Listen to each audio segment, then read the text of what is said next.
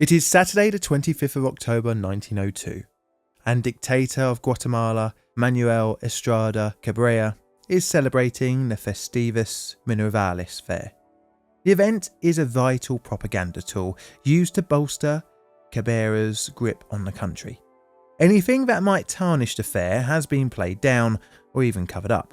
This includes disasters of the natural variety. Now, as the fair plays out in its Roman-style temple, a community around 200 kilometres away has been wiped off the face of the earth from a volcanic eruption, just a few hours before the festival was to kick off. The government would try and cover up the existence of the eruption, which the volcano was a complete surprise to many. But although a surprise, it would be one of the worst eruptions of the 20th century. Today we're going to have a look at the 1902 eruption of Santa Maria. My name is John, and welcome to Plainly Difficult. Today's video wouldn't have been possible if it wasn't for my Patreon, YouTube and Ko-fi members. If you want early access to the channel's videos, then you can from just £1 per month. And as always, the links will be in the pinned comment below.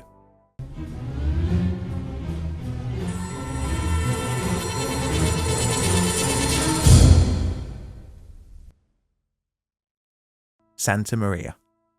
This is the mountain of Santa Maria. It sits along what will be known in the modern day as the Central American Volcanic Arc.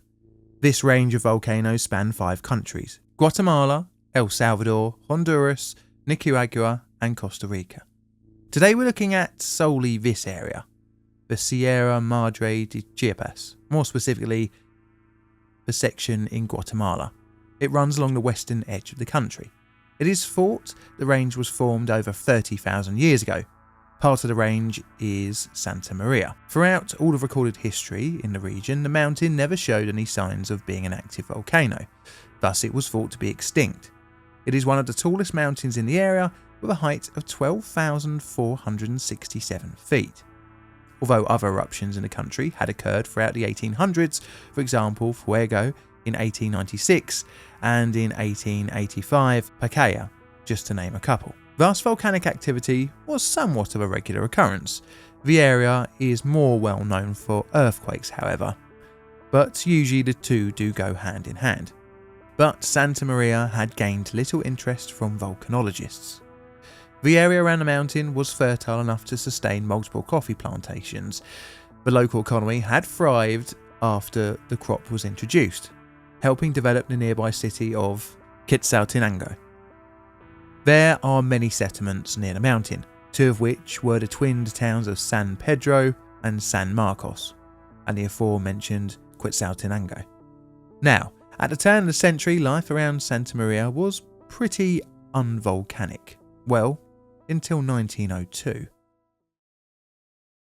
A bad year. So our story actually will end with Santa Maria's eruption, because in the lead up to the Big Bang, the region around the mountain would be getting very active in different ways. On the 18th of January 1902, an earthquake hit the area. The village of San Martin had some buildings collapse, but although opening out the year, the worst was yet to come. Often earthquakes occur in the region around April time, as noted in Volcanoes of Guatemala by Tempest Anderson. Guatemala has always been considered a district particularly subject to earthquakes, especially at the changes of the seasons in April, May and October and November. But they had been less frequent than usual for some years before 1902. On the 18th of April 1902, another cluster of earthquakes would hit the region, damage ranging into hundreds of buildings being affected. Between January and April, locals had experienced multiple small tremors. The main quake on the 18th would be described firsthand by Gustav Eisen in his American Geographical Society paper. The movements lasted 3 minutes. At first gentle, but increasing to a maximum, then declining. During the night there were smaller shocks, and the others the next day. These shocks were renewed in the night, and there was one tremor which lasted for 15 minutes. This was heavy enough to cause the telephone poles to swing perceptibly for that length of time. I could observe swaying of our low house, the wall of which was not over 8 feet high. Every house in town was cracked more or less seriously. All roofs settled and some fell.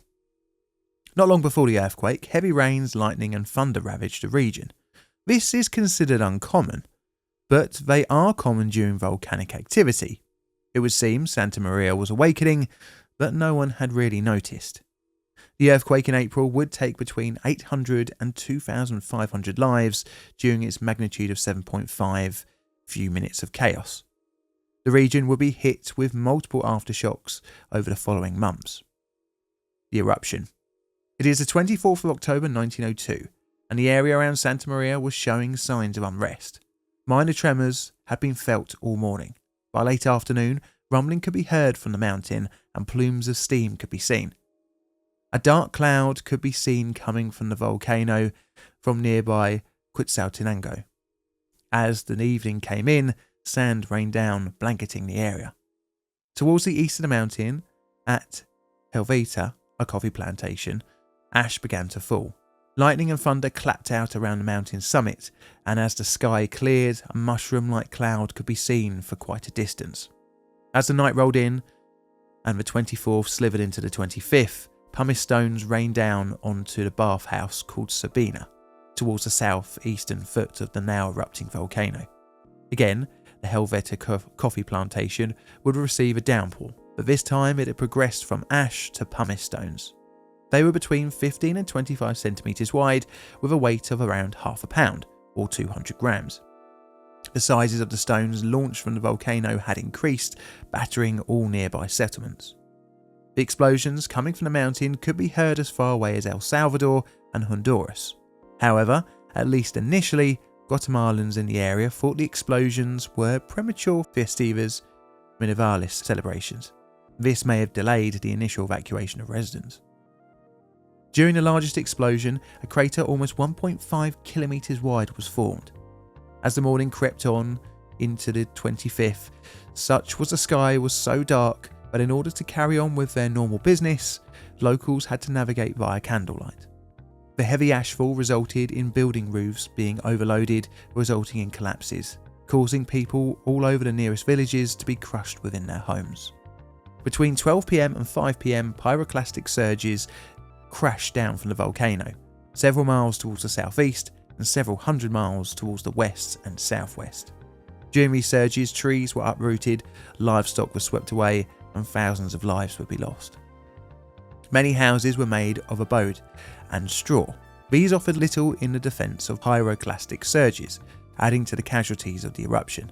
Gustav Einstein had described the flows as hurricanes, and after visiting the affected areas, after the volcano had subsided, described the destruction as, while this tremendous hurricane lasted for only 4 hours, it did more damage than all the other phenomena of the eruption.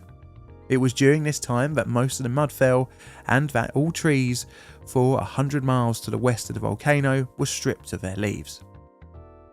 The volcanic cloud was estimated to be between 27 and 29 kilometres high. Explosions and ash fall subsided after the 26th, and a few days later, daylight began to creep back in from behind the clouds. The massive crater that had formed on Santa Maria would emit white puffs of steam for weeks and months. Rockfalls down from the mountain summit to the crater became a regular occurrence as the mountain tried to resettle. Thousands of people were missing, and many more tens of thousands of people had been made homeless from the vast damage inflicted on housing and infrastructure throughout the region. Economically, the volcano was disastrous, with thousands of tons of coffee destroyed. Most livestock post-eruption that had once grazed freely amongst the mountainside had died from the ash-polluted water. The region stank of death as rotting animals and people alike remained undisposed of.